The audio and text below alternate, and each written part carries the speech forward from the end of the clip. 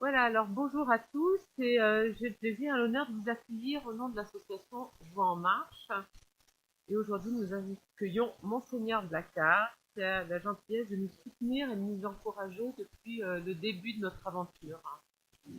Et je vous remercie d'avoir répondu à notre invitation pour faire communauté et pour essayer de comprendre ce que signifie réellement faire communauté. Et donc merci à Monseigneur Blacard de venir nous guider et nous éclairer dans cette réflexion. Alors voilà, moi ma réflexion au début, c'était, j'ai un petit peu réfléchi, et j'ai constaté que l'être humain n'est pas fait pour vivre seul, et que dès le chapitre 2 de la Genèse, Dieu dit, il n'est pas bon que l'homme soit seul, et je lui ferai une aide semblable à lui. Et donc nous sommes des êtres de relation, et c'est dans l'altérité et la confrontation à l'autre que nous pouvons nous révéler. Et nous observons aussi quelques pages plus loin dans la Bible que saint Marc nous rappelle que Jésus, après son baptême, s'entoure d'hommes. Première communauté de chrétiens, disparates, fragiles, qui vont devoir apprendre à vivre ensemble, puiser dans leurs différences et leurs forces pour cheminer avec Jésus jusqu'à la croix et au-delà. Donc faire communauté est un véritable défi auquel Dieu nous invite. Jean Vanier, en fondant l'Arche, s'est lancé dans cette aventure. Il nous a montré qu'un chemin de vie fraternel avec des personnes ayant un handicap était source de joie et d'accomplissement. Et notre association œuvre pour qu'une telle communauté voit le jour à Orléans. Voilà, je laisse la parole à Monseigneur Blacard pour qu'il nous éclaire sur comment faire face à ce défi dans notre époque si individualiste. Merci Monique. Je crois que vous pourriez faire la causerie. Non, mais je suis sûr d'ailleurs un certain nombre d'entre vous, vous savez, moi je suis pas un spécialiste, j'en connais quelques-uns ici qui pourraient tout à fait dire avec moi, qu'est-ce que ça veut dire faire communauté. Euh, voilà, donc moi ce que je vous propose c'est quand même de penser, d'étudier la communauté, et puis après c'est qu'on ait un temps de partage entre nous. Hein, voilà, qu'est-ce que ça veut dire dans faire communauté, une communauté religieuse, pas vraiment familière. Qu'est-ce que ça veut dire faire communauté dans une communauté paroissiale, là, dans une famille, première communauté. Il n'est pas bon que l'homme soit seul. Voilà, ça va être la première communauté, ça va être d'abord le couple, puis la famille. Donc voilà, il y a chacun de vous pourrait dire vraiment, voilà, ça Véronique, par exemple, fait partie du chemin neuf. Voilà, peut-être d'autres font partie, je sais pas, par exemple, est-ce qu'il y en a qui font partie d'une communauté CVX, par exemple, vous voyez, communauté vie chrétienne, bon, voilà, il y a mille façons finalement de faire. Voilà, donc je me lance. Bienvenue. Voilà, vous nous manquiez, hein, vous nous manquiez. On est hyper ravis que vous arriviez au moment, juste, vous arrivez pile au bon moment.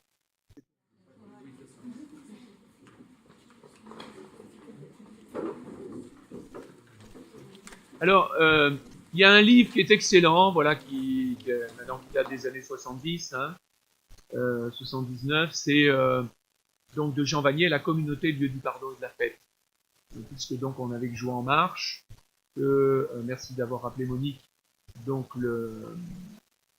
l'objectif de l'association Joie en Marche, c'est qu'un jour,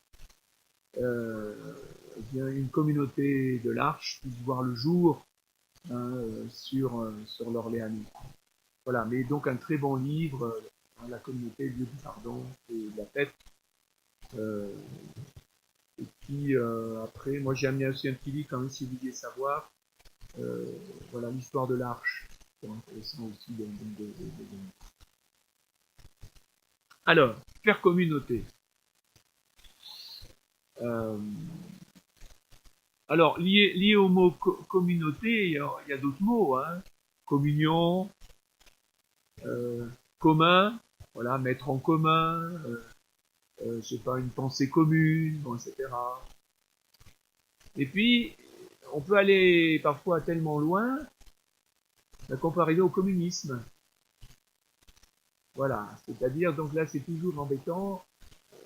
Et aujourd'hui, on emploie même le mot au communautarisme. Donc l'isme, il faut toujours s'en méfier un peu quand même. Hein. Ça, même nous, on ne fait pas partie du christianisme. Nous sommes chrétiens. Point.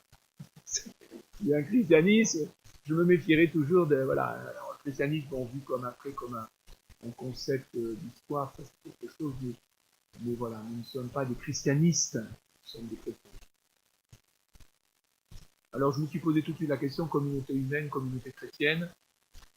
Moi, je ne peux pas renier ce que je suis. C'est vrai que ma relation à Dieu va éclairer ma vision sur qu'est-ce que ça veut dire faire communauté. Mais je me dis que quelqu'un qui n'est pas chrétien, peut-être qu'il y en a qui parmi nous, peut tout à fait se retrouver dans ce que je vais dire. Si vous voulez, ce qui va être important surtout, c'est quand même l'écoute de la conscience, de la droiture de notre conscience. Le fait que nous avons tous des références pour faire communauté. Alors moi je prends le parti que sans Dieu, c'est difficile de faire communauté. Voilà. Sans Dieu, c'est difficile. Mais attention, sans penser non plus que Dieu va tout résoudre. Voilà. Parce que ça, et Jean Vanier, alors voilà, moi j'étais aumônier de communauté de l'Arche. Voilà, il suffirait, voilà, on va mettre Dieu dans la communauté, et puis ça va, tout va bien, tout va baigner. Ben non, ça marche pas comme ça.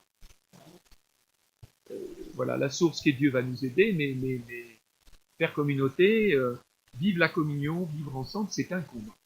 Retenez ça aussi, c'est-à-dire que voilà, on n'est pas voilà, les petits oiseaux, tout va bien parce qu'on a décidé de faire communauté. Quoi.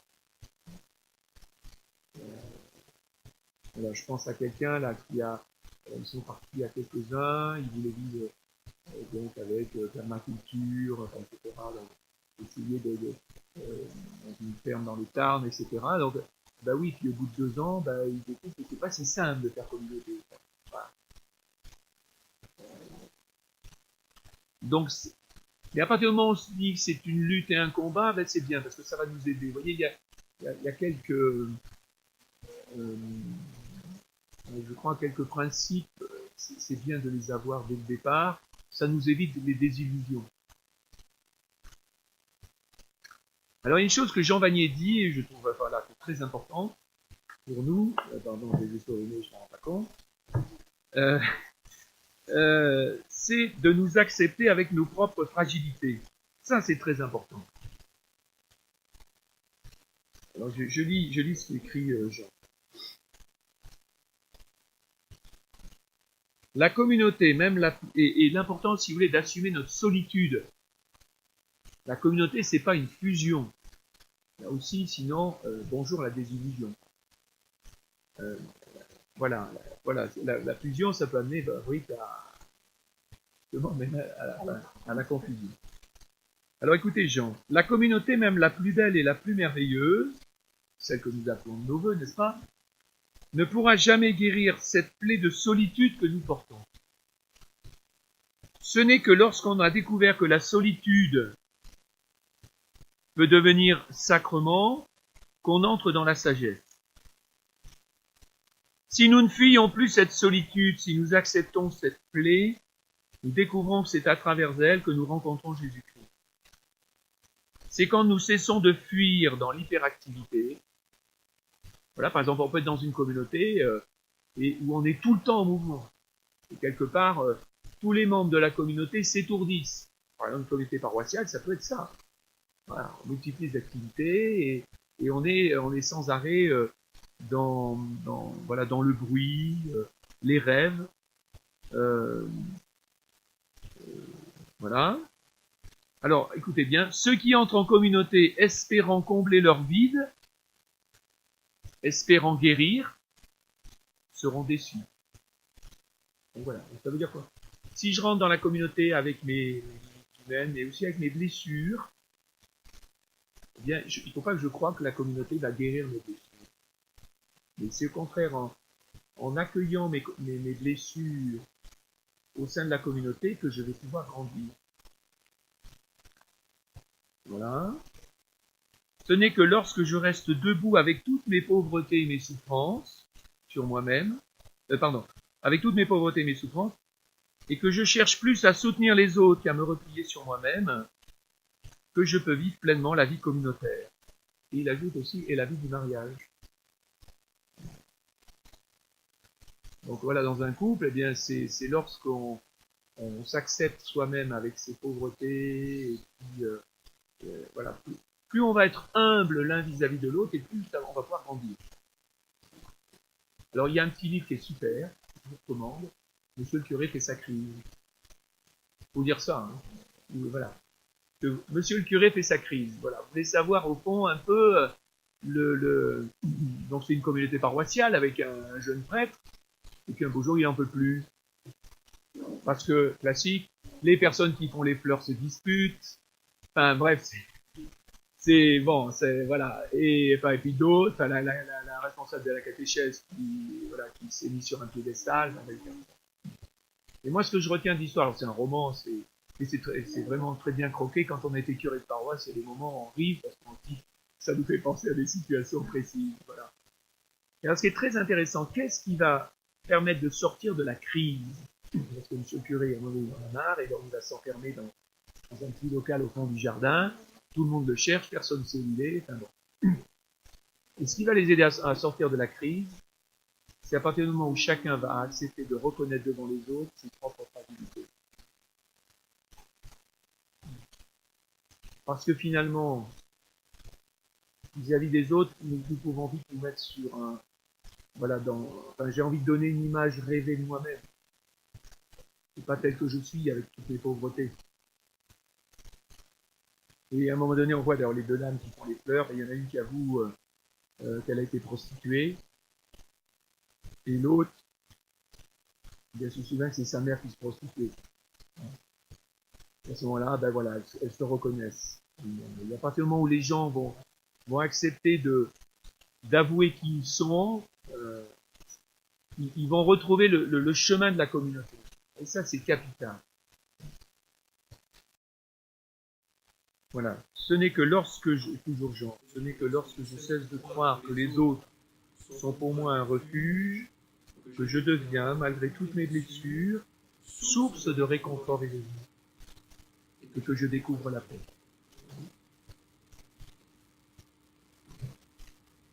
Donc, première chose, vivre avec ses propres fragilités. Nous voulons faire communauté. La deuxième chose, c'est les fragiles au centre. Voilà. Les personnes vulnérables au centre. Alors ça, c'est vraiment toute intuition de l'Arche. Je sais pas, vous pourrez témoigner après. Moi, je peux dire, par exemple, pour moi-même, les personnes handicapées m'ont tout appris. Je ne serais pas ce que je suis aujourd'hui sans les personnes handicapées. Alors bon, dans mon histoire, c'est tout un cheminement avant de rentrer au séminaire. Je travaille dans un centre handicapé. Et après, c'est mon chemin donc avec la communauté des sapins, la communauté de l'Arche, donc en Charente. Voilà. Voilà. Donc Jean Vanier dit: en communauté, les gens humbles, les gens au service, sont des gens extraordinaires. Ici, donc à l'Arche, ce sont les plus faibles qui font marcher la communauté. Voilà. Donc c'est bien d'avoir pris joie en marche. Alors voilà, bon, c'est un mot qui est trop employé en ce moment même. Voilà. Mais ben, vous avez qu'à vous mettre, enfin voilà, voilà, joie en marche. Ils font marcher la communauté par leur sourire, par leur... Alors vous voyez ce qui est intéressant, parce que c'est non seulement les personnes donc dans la communauté, mais c'est aussi par exemple ça va être la dame de service. Enfin, vous voyez, c'est toujours les plus humbles, les plus petits qui vont faire tourner la communauté. Moi, par exemple, j'ai des amis, moi je suis une famille nombreuse, on avait des amis, une famille nombreuse aussi, puis il y avait donc dans la fratrie, il y avait une sœur handicapée. Et moi je vois celui qui était de mon âge, et que deux fois il m'a dit mais c'est notre sœur qui faisait l'unité de la famille. Vous voyez, les plus faibles qui font marcher la communauté. Alors, vous vous rendez compte tout ce que ça veut dire aussi pour nos communautés chrétiennes voilà. Et pourquoi dans le synode, par exemple, moi j'ai lu en disant, voilà, les blessés de la vie, est-ce qu'ils vont avoir une place importante dans la démarche synodale?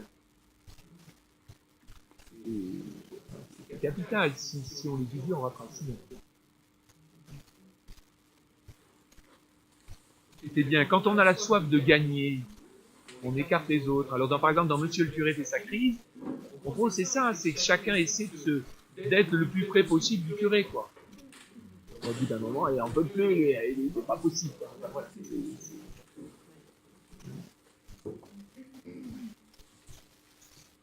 ça va? Donc, les fragiles au centre, ça, c'est l'intuition fondamentale des gens, des intuitions fondamentales. Et puis, de redécouvrir, donc, d'avoir des grandes structures, même très, voilà, aujourd'hui, par exemple, il y a des grandes structures bien médicalisées, etc. Il faut retrouver une dimension humaine de la communauté, et donc de faire des foyers.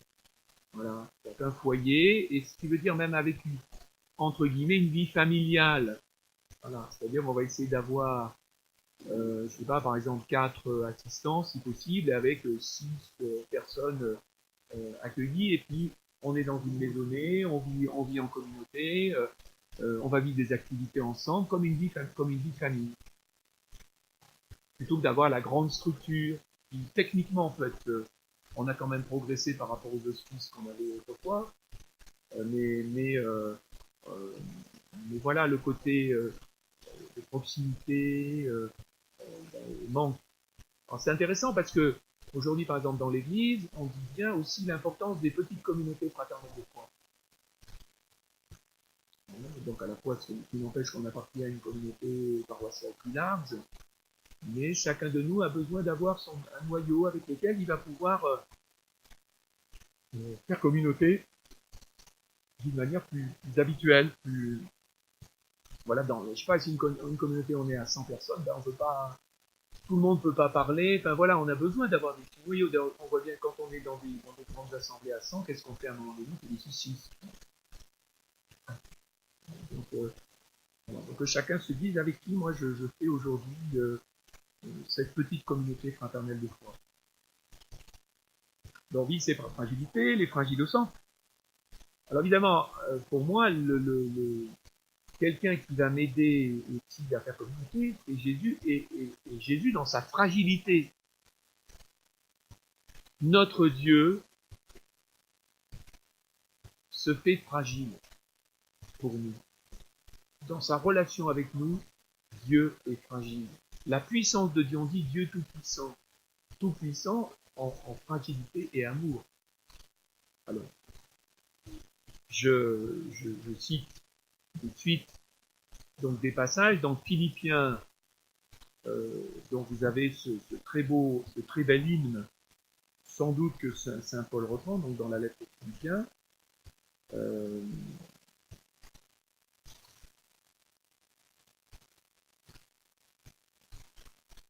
Voilà, où Saint Paul donc reprend, il dit, c'est intéressant parce qu'il d'abord commence par dire justement un peu ce qui peut être comment vivre une communauté, quoi. Mettez le comble à ma joie par l'accord de vos sentiments. Ayez le même amour, une seule âme, un seul sentiment. N'accordez rien à l'esprit de parti, rien à la vaine gloire, mais que chacun par l'humilité estime les autres supérieurs à soi. Ne recherchez pas chacun vos propres intérêts, mais plutôt que chacun songe à ceux des autres. Ça, je dirais, tout être humain normalement constitué, chrétien ou pas, il partage ça. Hein? Oui, sinon vous irez chercher donc Philippiens 2, verset 1 à, je vais là jusqu'au verset 11. Mais ne recherchez pas chacun vos propres intérêts, mais plutôt que chacun songe à ceux des autres. Donc, vous voyez, donc vous êtes d'accord pour dire, voilà, tout ça on le partage, je crois tout être humain normalement constitué à ces sentiments-là. Voilà, on a envie de bien faire, on a envie d'aimer les autres. Bon, mais c'est pas si simple. Alors, souvenez-vous, faire communauté, c'est un combat. Alors, ce qui est intéressant pour nous, que dit saint Paul, ayez entre vous les mêmes sentiments qui sont dans le Christ Jésus. Les mêmes, le terme grec, c'est même comportez-vous avec les mêmes sentiments que ceux qui sont dans le Christ Jésus. Et là, c'est là où il nous donne ce prédaline. Lui, Jésus donc, de condition divine, ne retint pas jalousement le rang qu'il égalait à Dieu. Ah, la jalousie dans les communautés. Voilà. Et même dans les fratries, hein. Maman, est-ce que tu m'aimes autant que tu aimes voilà. Donc lui, de condition divine, ne retint pas jalousement le rang qu'il égalait à Dieu, mais il se vida de lui-même. Il se vide de ses attributs divins. On pourrait dire, il se vide de ce qu'il est sur un piédestal, enfin, tel qu'on le voit. Non. Jésus s'anéantit par amour. Prenons condition d'esclaves, de serviteurs, et devenant semblables aux hommes. Voilà. Dieu descend. Vous voulez faire communauté? Il faut descendre. Et suivre Jésus qui se met à la dernière place. Devenant semblable aux hommes. Alors, ça pourrait s'arrêter là. S'étant comporté comme un homme, il s'humilia plus encore. Donc, vous voyez, on a toujours les mots, hein, pas de jalousie, descendre de son piédestal, servir, s'humilier, il s'humilia plus encore, obéissant jusqu'à la mort et à la mort sur une croix. Aussi Dieu l'a-t-il exalté, lui a tout donné les noms, au-dessus de tout nom, pour que tout, au nom de Jésus, s'agenouille au plus haut des cieux, sur la terre et dans les enfers, et que toute langue proclame de Jésus-Christ qu'il est Seigneur à la gloire de Dieu le Père. Et vous voyez, c'est très important cette descente, qu'on appelle la kénose, l'anéantissement de Jésus par amour. Et dans une communauté chrétienne, quand chacun essaie de se mettre vraiment au service des autres, alors oui, là, nous faisons communauté. Vous voyez, on est bien loin de dire, malheureusement, il y a des gens qui sont lancés dans des communautés en pensant que la communauté allait résoudre tous leurs problèmes. Mais ça marche pas, ça. Ça ne marche pas.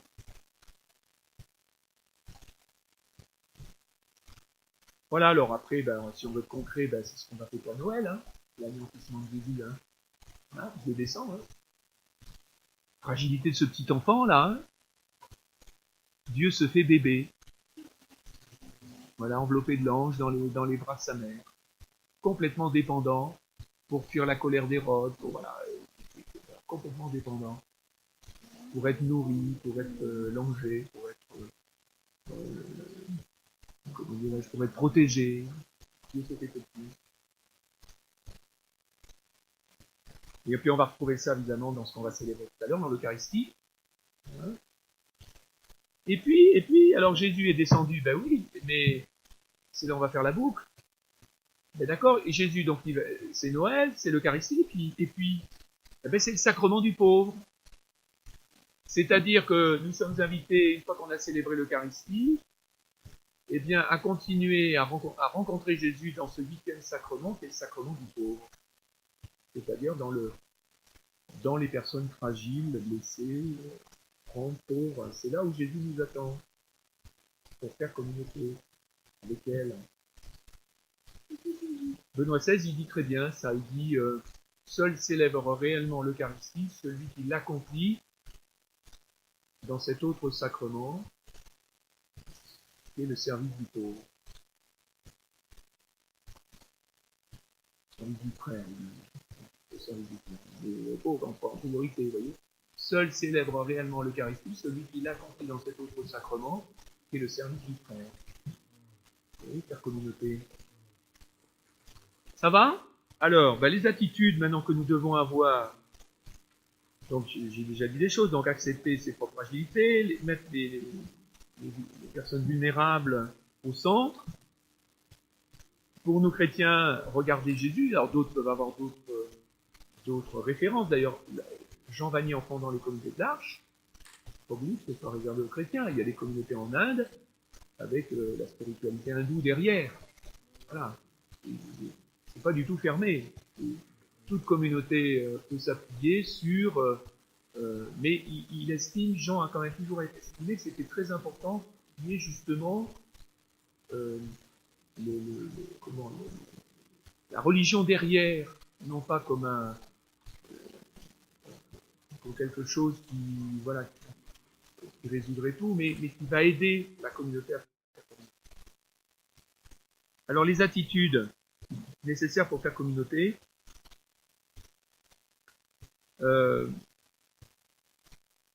quand on regarde, alors un exemple de communauté, le premier exemple c'est la Trinité. D'accord ? La première communauté c'est la Trinité. Je ne la présente pas, mais c'est important que ce soit une. On va dire le deuxième exemple de la communauté, c'est la Sainte Famille. Marie et Jésus. Voilà. Après, pour nous chrétiens, on pourrait dire un troisième exemple de communauté, c'est la première communauté chrétienne, donc dans les Actes des Apôtres. Et qu'est-ce qu'on va retrouver dans cette communauté ? Qu'est-ce qui va les aider à faire communauté ? D'abord, le fait que ce soit Jésus qui les ait mis en communauté. Donc, sans arrêt, il leur faudra revenir à Jésus. D'où l'importance de la prière. Et de la prière commune. Quand on prie ensemble, eh bien, ça nous aide à faire communauté. Et même, par exemple, une prière silencieuse, faire oraison avec d'autres. On se dit rien, et ça nous aide à nous aimer. Parce que, voilà, nous savons que c'est un autre qui va faire la communion entre nous. Et ça, la prière, c'est pas réservé simplement à l'Eucharistie du dimanche. C'est comment je prie avec peut-être ma petite communauté, peut-être dans ma famille, puis dans mon couple. Voilà. Faut pas avoir peur, hein, même si vous dites j'ai jamais fait, vous avez commencé. Voilà. Donc prière. Un autre pilier, c'est la formation. Voilà, ce qu'on vit là maintenant. Voilà, et puis c'est vrai que tout ce qu'a écrit Jean, nous sommes ainsi faits que nous avons besoin sans arrêt d'être enseignés sur ce que ça veut dire faire communauté. D'une manière, hein, parce que dans une approche théologique, spirituelle, plus humaine, bon. Après, donc l'autre pilier de la première communauté chrétienne, ça va être la fraternité, mais qui leur vient du Christ. Voilà, là, il faut lire tout ce que dit Jésus à ses disciples. Voilà, si vous vous aimez les uns les autres, vous demeurez en moi, comme moi je demeure en vous, enfin, etc. Jésus a des paroles extrêmement fortes là-dessus. On vous reconnaîtra pour mes disciples à la manière dont vous vous aimez les uns les autres. Et en même temps, tu aimeras le Seigneur ton Dieu, tu aimeras ton prochain. Les deux sont à tenir. Je ne peux pas aimer mon prochain pour moi chrétien, si je n'aime pas Dieu. Et ce qui va vérifier que j'aime Dieu, c'est l'amour du prochain. Les deux sont à tenir. On a tellement demandé de dire, il y avait les priants et les actifs. Ben non, ça c'est complètement idiot. Jésus est à la fois un priant et un actif. Pourtant, lui, il n'a pas trop besoin de prier, parce qu'il est fils de Dieu. Mais s'il le fait, c'est pour nous montrer le chemin. Voilà, ce qu'il va faire la première communauté chrétienne après, ça va être le service, vraiment au service des uns des autres. Alors, ils vont même très loin, ils mettent tout en commun. La première communauté de l'Arche, ils mettaient tout en commun. Quand même, au bout de quelques années, c'était pas si simple. Bon, il fallait mettre quelques règles, mais ils essaient quand même toujours aujourd'hui d'essayer de vivre au fond cette dimension communautaire. Moi, quand j'ai la communauté des sapins, selon les besoins des familles, on donnait selon les besoins des familles. Mais vous, là aussi, c'est un superbe idéal. Si ça peut se vivre, tant mieux. Mais il faut se donner des règles précises. Et là, les bons sentiments, on a vite fait le déraper. Il y a des tas de communautés nouvelles qui se sont plantées comme ça. On mettait tout en commun. Oui, Hein. Oui, voilà, au communautarisme, un peu, enfin oui, communisme, là, ouais. Vous savez, comme vous avez toujours des gens hein, qui ont plus de tempérament, de caractère, bah, finalement, c'est eux qui vont tout dominer, quoi. Et puis, évidemment, alors Jean insiste beaucoup là-dessus, justement, la communauté est le lieu du pardon et de la fête. La fête a beaucoup d'importance à l'Arche. Beaucoup. C'est vraiment un lieu où on sait faire la fête. Mais parce qu'on en a besoin. Nous sommes, enfin, je sais pas, dans une famille, on a besoin de fêter des anniversaires. Voilà, il ne faut pas avoir peur de faire la fête. Et moi, j'aime beaucoup ça chez Thérèse Avila. Thérèse Avila, quand elle rencontre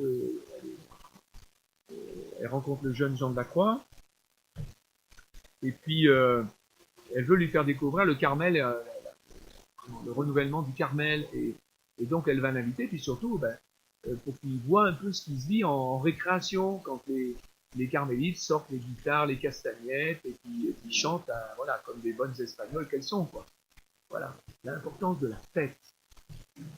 Et puis elle se méfiait toujours justement des religieuses qui voulaient s'écarter un peu, être toujours en oraison, non, les envoyer aux cuisines pour faire la popote. Enfin voilà, toujours la dimension commune, il ne faut pas avoir peur de faire la fête. Donc à l'Arche, on sait faire la fête. Et ça, c'est très important. Voilà. Alors, moi après, j'ai mis d'autres attitudes qui me semblent importantes. Pour faire communauté, l'importance de la parole. Et lié à la parole, l'écoute. Et le dialogue, si vous voulez. À la fois, c'est très important d'échapper au non-dit. En même temps, on ne va pas tout dire non plus. Vous voyez, les gens, ils voudraient tellement tout dire, mais ça, c'est impossible de tout dire. Mais c'est important de dire, et d'aller jusqu'à la correction fraternelle. Si ton frère a péché, tu le repenses de la seule. Si tu refuses d'écouter, tu prends un témoin avec toi. Voilà. Nous, on fait toujours les choses à l'envers. On commence par dire à tout le monde avant que la personne finisse par savoir ce qu'on lui reproche. Pour retrouver cette dimension un peu d'audace, de courage, pour dire avec charité à l'autre, tu vois, parce que tu ne penses pas que. Donc la parole, l'écoute, ce qui veut dire aussi, aujourd'hui, ça peut être terrible parce que on peut ne plus se parler. Il y a des familles où on ne se parle pas. On ne se parle pas, hein. On est en juxtaposé. Voilà, je regarde la télé encore à la cuisine, on mange avec nos écrans, on se parle plus. Ça, c'est abominable, évidemment. Et puis,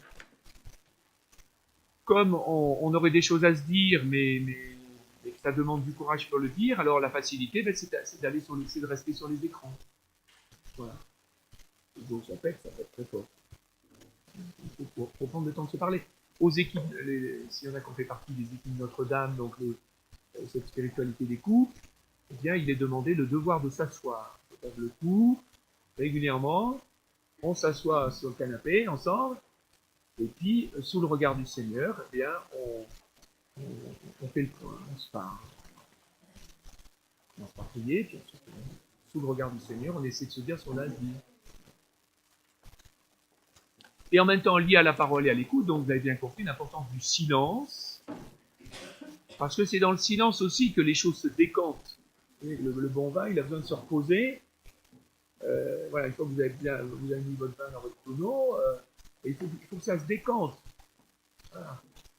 Hein, sinon, tout est brouillé. Hein. Et puis, c'est comme ça que Orléans est devenu, à un moment donné, une capitale de la vinaigrerie parce que les vins étaient brouillés à force d'être brassés. Hein. Et donc, vous avez bien entendu assumer sa propre solitude. Je peux faire communauté à partir du moment où j'assume ma solitude.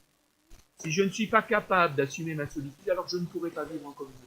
Ça, c'est fondamental. Je ne viens pas en communauté parce que je ne supporte pas d'être seul. C'est très mauvais. On va se planter à tous les coups. Seul celui qui assume vraiment sa solitude va pouvoir vivre en communauté. Voilà. Un mot très important qu'emploie Jean, donc, quand il dit la communauté, le lieu du pardon et de la fête, le pardon. Le pardon. Quand on peut se dire en communauté, je te demande pardon, eh bien ça, parce que c'est d'abord ça, parce que je te pardonne, bon, et d'abord je te demande pardon, ça demande un sacré acte d'humilité. Hein. Voilà, eh bien j'ai eu tort, je te demande pardon. Et voilà, donc lié au pardon, l'humilité. Alors, l'humilité, vous savez, c'est la vertu qui ouvre toutes les portes. Hein. Que dit la première béatitude?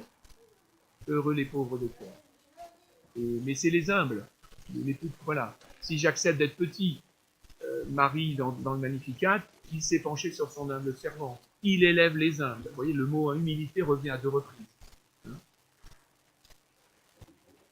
Voilà, puis je termine.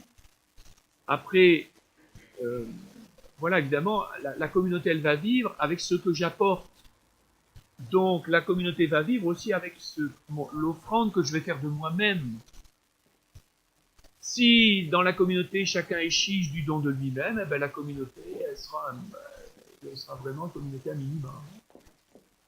Et si chacun essaie de donner le meilleur de lui-même pour la communauté, alors la communauté, oui, là, elle va vivre quelque chose de beau. Voilà, en même temps, il s'agit aussi, vous savez, c'est toujours des balanciers. Il y a par exemple, je pense, moi, la première fois que je suis allé à la communauté de Thésée, donc à ce moment-là, j'étais plus jeune séminariste, je venais de rentrer au séminaire. J'ai découvert Thésée avec les séminaristes, et je me suis retrouvé dans un groupe de jeunes pros adultes à Thésée. Et alors, il y avait une jeune, elle venait de Bruxelles, une jeune belge là, et puis elle était assistante sociale et elle avait été dans un quartier difficile. Et puis elle est partie en disant je pense qu'on va voir. Et puis là, elle a eu cette phrase terrible dans le groupe, je me suis trop donné. Voilà, c'est une phrase terrible parce que ça veut dire il y avait vraiment un désir de se donner, mais je ne peux pas faire que me donner, il faut aussi que je me ressource. Votre corps, par exemple, tous les jours, il va être en activité. Si vous ne prenez pas le temps de manger, prendre soin de votre corps, vous allez casser la figure. Hein. Donc d'où l'importance du ressourcement. Si vraiment je veux donner à la communauté, il faut que j'accepte aussi de recevoir. Alors vous avez des gens aussi comme ça, par exemple, c'est toujours eux qui disent non, reste à table. Et eux, ils sont toujours en activité. Maintenant, pose-toi un peu, quoi. Dans les familles, on le sait bien. Hein. Où voilà, il ne faudrait pas bouger, et puis la personne veut tout faire. Quoi. C'est épouvantable, ça. Accepter de se laisser servir. Ça, c'est très important pour ta communauté.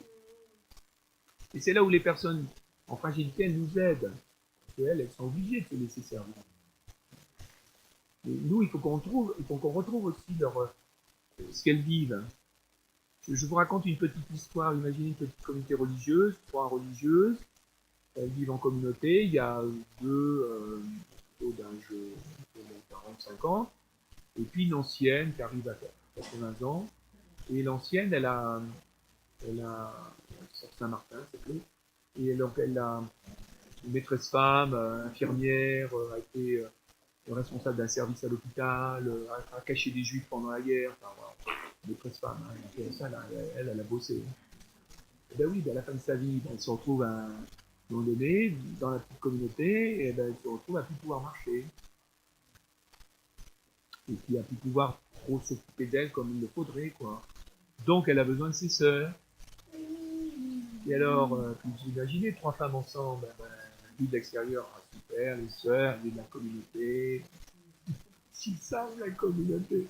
Voilà, même dans les monastères et tout ça, demandez-leur un peu de vous en dire, les moines, ça va tous en rang, là, super, c'est beau comme tout. C'est un apprentissage de tous les jours, parce que quand vous avez le même en face de vous toute votre vie, et puis que au bout de quelques jours, vous avez repéré qu'il a toujours le même tic, et qu'il va falloir supporter ça toute votre vie, c'est pas si simple. Bon, bref. Donc là, la sœur, donc, et puis elle me dit, mais à quoi je sers, puisque il pourquoi le bon Dieu ne me prend pas? Je ne sers plus à rien. Moi, je dis, le paysan qui a fait ça, il dit, mais ma sœur, vous servez, vous permettez à vos sœurs d'aimer. Et moi, je voyais le changement dans la communauté, ça. Elles étaient toujours en train de se chamailler, d'un seul coup, ça avait tout changé. Le fait qu'il y ait une sœur en vulnérabilité au sein de la communauté. D'où, c'est très important, dans nos communautés chrétiennes, il faut faire place, mais plus que place, il faut que les personnes en vulnérabilité soient vraiment au centre de nos préoccupations. Parce que si elles y sont, ben, ça va transformer la communauté. Voilà. Alors voilà, puis, mais ça veut dire qu'il faut accepter aussi des choses. Ben, moi, j'ai au comité de l'Arche, donc j'avais un foyer aussi dans le village où j'étais curé, quand j'accompagnais les sapins, et puis je me souviens, il y a Serge, alors Serge, il faisait toujours du bruit avec sa bouche. Une bonne personne handicapée, etc. Donc le foyer venait à la messe, et puis Serge, il faisait toujours du bruit avec sa bouche. Alors évidemment, il y avait des gens que ça énervait un peu, quoi. Et puis, je leur disais, alors, ça fait des solutions, soit vous changez de place, les gens qui se plaignent quand même, ils font du bruit, soit vous changez de place, soit, ce qui pourrait être pas mal quand même, c'est dire peut-être que Dieu vous parle à travers ce petit bruit. Évidemment, là, je vous demande une progression spirituelle peut-être un peu forte. Mais voilà, personne vulnérable au centre. Hein. Bon. Ça va, j'arrive au bout. Hein. Dernier point, n'être qu'un maillon. Alors, hier, j'ai rencontré un ami, là, on se retrouve régulièrement pour un ami journaliste, quelqu'un, on vient beaucoup discuter avec lui. On parle, voilà, on se rencontre comme ça une fois par trimestre, librement. Ça, je crois que ça me fait du bien tous les deux. Et alors hier, il me disait ça, n'être qu'un maillon d'une chaîne. Ça, je crois que c'est très important quand on est en communauté. Parce qu'évidemment, notre première tentation, j'arrive en communauté, je repère évidemment les défauts des autres, je vois pas trop les miens, et bien sûr, au fond de moi, je me dis, on va voir ce qu'on va voir, moi, je vais changer la communauté. Hein, puisque j'ai repéré tout ce qui ne va pas, donc moi, je vais changer la communauté. Hein. Et voilà, et puis tous ceux qui ont fait avant moi, ben non, ils ont fait ce qu'ils ont pu, mais avec moi, ça va changer, quoi. Voilà, la communauté paroissiale, elle va enfin arriver à la plénitude. Hein. Bon. Eh bien, je crois que la première chose quand on veut faire communauté, c'est de remercier ceux qui nous ont devancés. Voilà. Ceux qui étaient avant nous. Voilà. Et ben, comment ils ont fait? Ben, ils ont fait comme ils ont pu. Moi, j'ai mon papa qui m'a laissé une parole de sagesse. Voilà. Mon papa, est-ce qu'il était parfait? Bon, je pense que non. Il nous a aimés, comme ma maman. Et puis, mon papa, un jour, parce qu'évidemment, vous avez imaginé quand il y avait une bande de garçons dans la famille, j'ai 5 frères et 2 sœurs. Et alors, évidemment, imaginez les grands dadés dans la famille, là, qui d'un seul coup se sont poussés physiquement, sont en train d'apprendre à l'école, et puis finalement se sentent plus, quoi.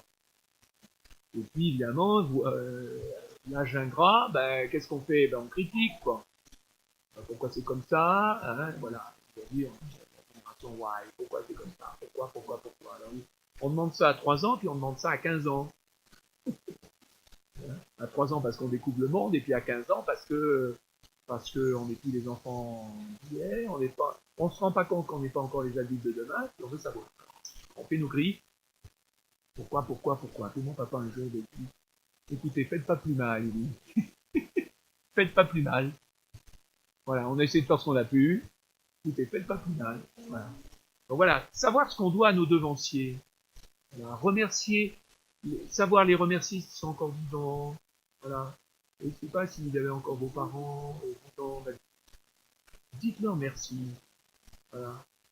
Il y a peut-être des choses qu'ils n'ont pas bien faites. Il y a peut-être même des blessures que vous portez, voilà, parce qu'ils n'ont pas su à un moment donné vous aider au moment où vous en aviez besoin.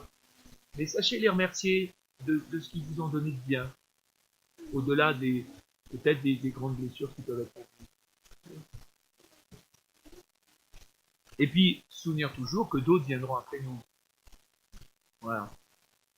Nous, on va pas faire la communauté parfaite, et puis Et puis on sait bien que faire communauté, c'est toujours à reprendre chaque matin. Voilà, le couple, la famille, les amis, voilà, c'est toujours à recommencer, ça doit s'entretenir sans cesse, sans cesse, sans cesse.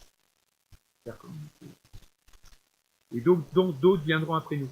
Moi, je pense là aux bâtisseurs de cathédrales, vous savez, ceux qui commencent. Mais ils commencent à bâtir la cathédrale, en étayant de pierre, tout ça. Et ils savent qu'ils verront pas le bout, hein. C'est d'autres qui continueront. Voilà. Et ça, je trouve qu'il faut qu'on ait ça en tête. Alors c'est vrai qu'aujourd'hui, nous, on est dans l'immédiateté, on veut avoir les fruits tout de suite. Et ça nous tue, quoi. Parce que je crois que les cathédrales, elles dureront. Il y a des choses qu'on construit aujourd'hui, elles dureront pas. Hein. Bon. Donc, vous voyez, être le maillon d'une chaîne. C'est intéressant, par exemple, Saint Paul, vous savez, à un moment donné, il dit aux Corinthiens, il leur dit, moi j'ai planté, donc il est venu leur annoncer l'évangile, un autre apôtre qui s'appelait Apollos. Apollos a arrosé. Donc, vous voyez, la communauté, voilà, ben, il y en a un qui l'a fondée, il y en a un autre qui a prévenu, qui l'a entretenu, il y en aura d'autres qui l'entretiendront, enfin, qui continueront, qui feront un peu différemment. Et alors, ce qui est très beau, c'est l'expression, mais c'est Dieu qui donnait la croissance. La fécondité, alors pour nous chrétiens, nous croyons que la fécondité ne dépend pas de nous, mais de Dieu. Nous, on va faire tout ce qu'on a à faire. On va semer, on va faire les choses au mieux, mais finalement, aujourd'hui, jouer en mars, c'est combien de temps? 5 ans. Voilà, c'est un chemin, on voudrait bien quand même voir des fruits, on aimerait qu'il y ait plus de monde qui nous rejoigne. Bon, écoutez, ça, vous existez, continuez votre chemin. Et puis, dans une confiance, Seigneur, si tu veux que l'arche existe un jour à Orléans, bien, voilà, il nous aidera. Nous, on va faire tout ce que nous avons à faire. Hein, voilà. Et puis, peut-être que c'est dans des moments où on aura l'impression que finalement qu'on est très découragé parce que ça n'avance pas, ben, c'est peut-être après ce moment de découragement qu'il se passera quelque chose. J'ai envie de vous dire, tenez bon. Le maillon, il faut qu'il tienne si on veut que la chaîne tienne. Si le maillon lâche, ben, il n'y aura pas de chaîne. Hein. Donc, faire communauté. Vous comprenez que c'est un travail toujours à reprendre. Hein. Et donc, en conclusion, avant qu'on ait peut-être un temps de partage, j'ai envie de vous dire, vous voulez faire communauté, si vous êtes chrétien, les yeux fixés sur Jésus. Il nous apprend à faire communauté. Dans le don de lui-même, dans la manière dont il s'y prend avec ses apôtres. Jésus, c'est un homme libre. Le pape François reprend ça. Dans l'entretien là qu'il a avec Dominique Bolton. C'est très beau ce livre. Et à 2 reprises, là, le pape, au moins, il dit, je suis un homme libre. Alors, il n'a pas peur de dire, s'il pense que c'est bon pour la communauté chrétienne tout entier, eh bien, il le dit. Voilà. Tant pis si c'est pas bien reçu, tant pis s'il a des opposants, il le dit. Donc, vous voyez, avoir la liberté de Jésus, le courage de Jésus, et pour ça, ben, il faut nous ressourcer auprès de Jésus. Et puis, deuxièmement, donc les personnes en vulnérabilité, vraiment au centre, ils ont vraiment des choses à nous dire, et c'est très important qu'ils soient toujours premiers dans l'association, dans la communauté que nous voulons bâtir. Et puis, troisièmement, vous avez bien compris, il faut qu'accepter nous-mêmes nos propres pauvretés,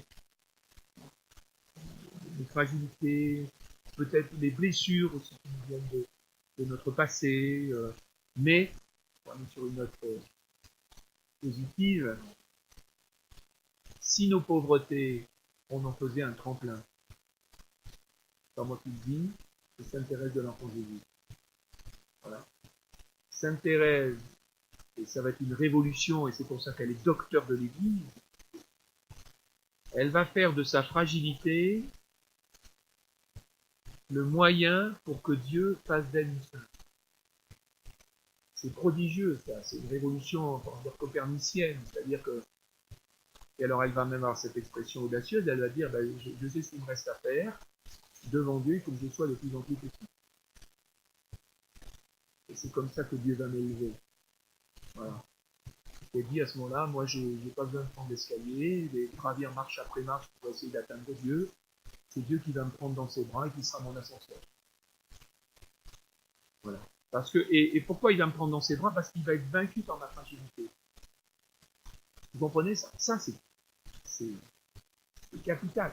Mais de même, si vous voulez, que Dieu est vaincu par la fragilité de Jésus.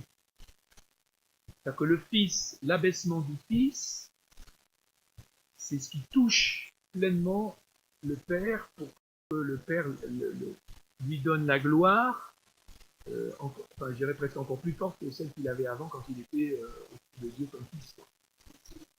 Vous voyez, Dieu nous offrons notre fragilité pour que Dieu nous élève. Ça va être un tremplin formidable. Formidable. Et quand dans une communauté on est capable de prier ensemble et de présenter d'abord notre fragilité, oui, nous sommes faibles et fragiles, tellement pauvres, c'est une joie. Mais justement, cette fragilité-là, elle touche ta miséricorde. Et puis, voilà, nous croyons que tu feras quelque chose. Nous t'abandonnons. Nous te croyons.